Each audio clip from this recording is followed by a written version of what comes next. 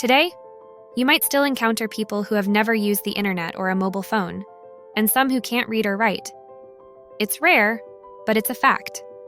However, it's much harder to find someone who hasn't rocked a pair of Adidas shoes or heard of this iconic brand. And it's no wonder why. This German brand has become a global leader in sportswear, producing not only gear for athletics but also stylish, everyday wear. Adidas has even collaborated with companies like Reebok, Rockport, System, TaylorMade, expanding its reach into various lifestyles. But how did it all begin? Who were the masterminds behind this powerhouse brand?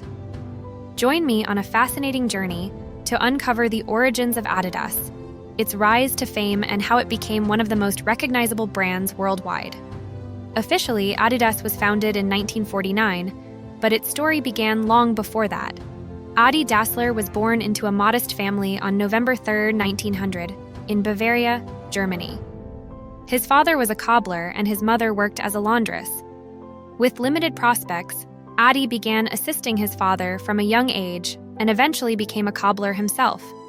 In 1920, the Dassler family decided to start their own shoe business due to financial struggles. Adi, then only 20 years old, took the lead, later joined by his brother Rudolf.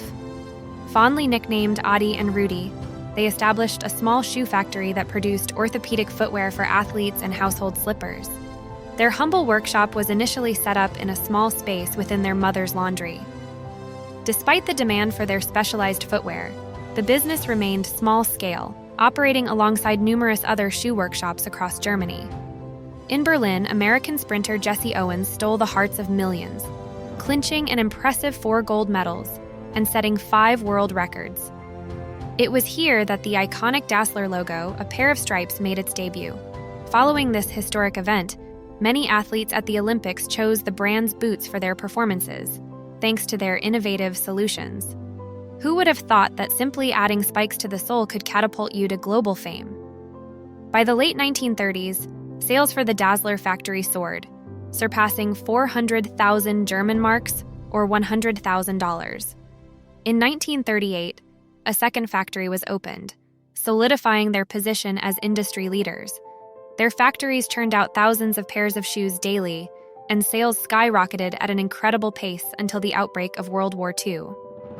However, despite both Dassler brothers being members of the Nazi Party, their factories fell victim to confiscation by the Nazis. The brothers themselves were sent to the front lines. At one of the factories, the Nazis even attempted to convert production to handheld anti-tank grenade launchers.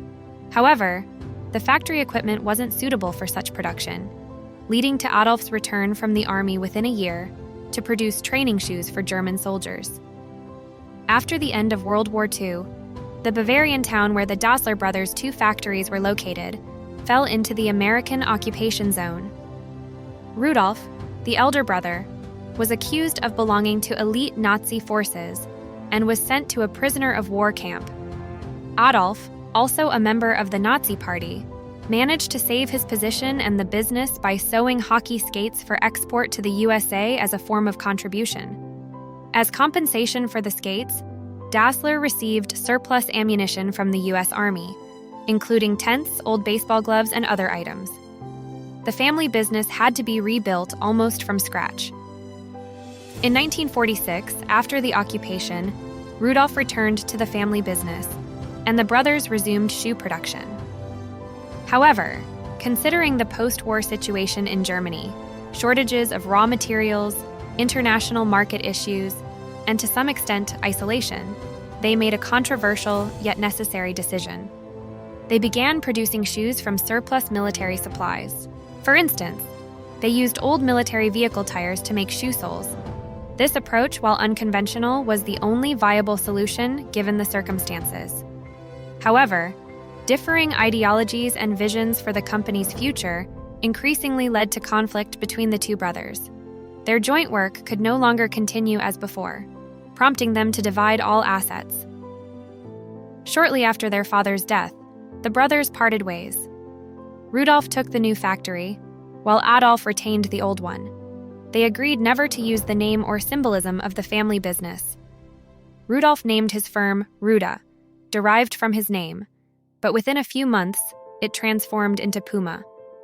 Meanwhile, Adolf's company became Adidas, an abbreviation of Adi Dassler with wear appended. Dassler brand split into two, giving birth to Adidas and Puma, brands that are now household names worldwide. Until the end of their days, the brothers maintained silence about the reasons behind their feud.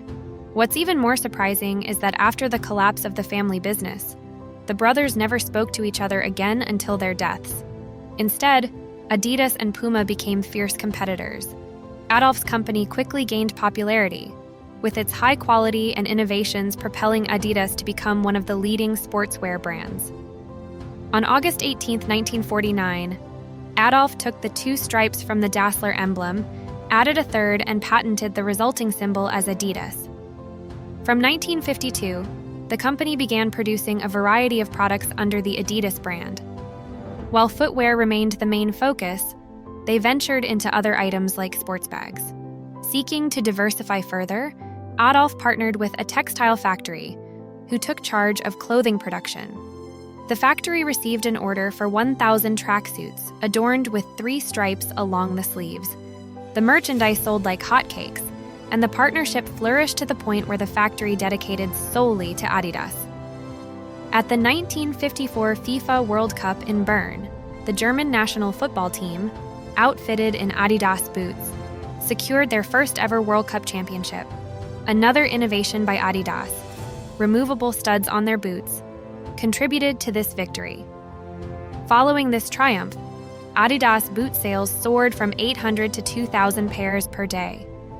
By 1956, the company even received official permission to advertise at the Olympic Games in Melbourne. That same year, Adidas signed its first licensing agreement with a factory in Norway's Gjøvik. Soon after, Adidas expanded its production to France. By the late 1950s, the company entered the US market, capitalizing on the growing popularity of sports and the absence of serious competitors at the time. By the late 1970s, Adidas boasted 24 factories in 17 countries, selling around 200,000 pairs of shoes daily, along with apparel, equipment, and bags. In 1970, the Adidas Telstar ball became the official match ball for the FIFA World Cup held in Mexico. In 1972, Adidas became the title sponsor of the Olympic Games in Munich. Meanwhile, the West German national football team clinched the European Championship title. These milestones marked the ascension of Adidas as a global powerhouse in sports apparel and equipment. In that year, the iconic trefoil logo of the company emerged. The 3 leaves symbolize the company's presence on 3 continents. In 1974, German footballers, equipped with Adidas boots, secured their second FIFA World Cup championship. At the 1976 Olympics, athletes clad in Adidas gear won an astounding 75 gold, 86 silver, and 88 bronze medals, a record that stands unbroken to this day. On September 6, 1978, at the age of 77, Adolf passed away. Leadership of the company transitioned to his widow, Katharina. With the founder's demise, Adidas faced its most challenging crisis yet, exacerbated primarily by the emergence of formidable competitors like Nike and Reebok.